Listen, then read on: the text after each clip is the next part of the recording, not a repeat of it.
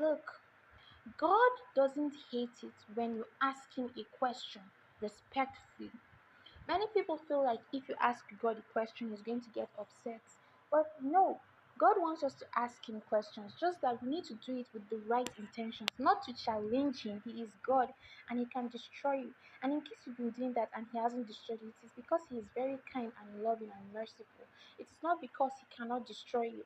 So, He wants us to ask Him questions. Now, why am I saying this? I am saying this because there are some people who, for instance, maybe they got diagnosed. I'm so sorry. They got diagnosed with some maybe a certain kind of illness, and maybe later on, they began to pray to God for healing, and they believed that God had healed them, but they refused to go back for a checkup. And I'm like, why? If you really believe and if you really have faith that God has healed you, why didn't you go back for a checkup?